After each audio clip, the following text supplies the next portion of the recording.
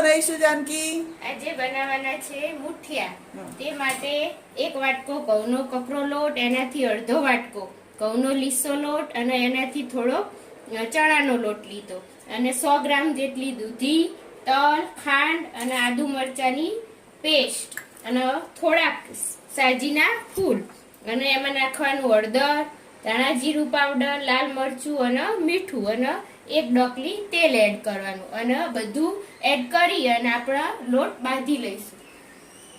ચલો હવે બધું મિક્સ કરશું। બધા લોટ મિક્સ કર્યા। હવે દૂધી મિક્સ કરવાની, ખાંડ અને તલ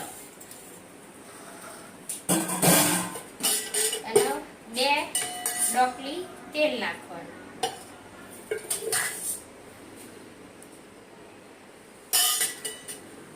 તેલ આદુ મરચાની પેસ્ટ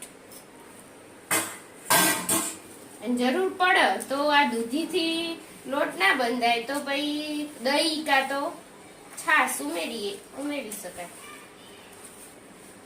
હવે બધું મિક્સ થઈ જાય એટલે આપણે નાખશું હળદર, ધાણા જીરું પાવડર, 1 ચમચી ધાણા જીરું પાવડર અને 1 ચમચી લાલ મરચું અને 1 ચમચી મીઠું સ્વાદ પ્રમાણે। કોઈ વધારે ઓછું ખાતું।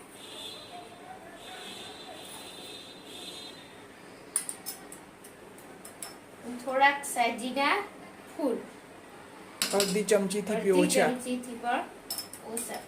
હવે આ ગેસ ઉપરથી મુઠિયા ઉતારી લીધા છે। સરસ મુઠિયા બફાઈ ગયા છે। તેને આપણે હવે ચપ્પા વડે ચેક કરવાના। તો ચપ્પુ અંદરથી બહાર એમ જ નીકળે એટલે સરસ મુઠિયા બફાઈ ગયા। હવે આપણે એને વઘારીશું।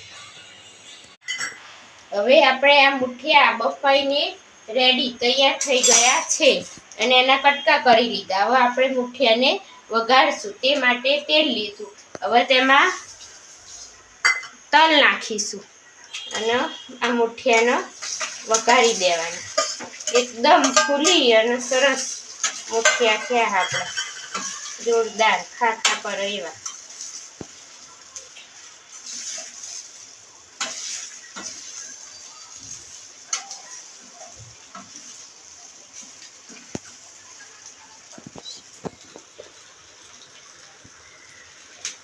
મુઠિયા તૈયાર છે। મુઠિયા અને કઢી, મુઠિયા જોડે કઢી પણ ખાઈ શકાય।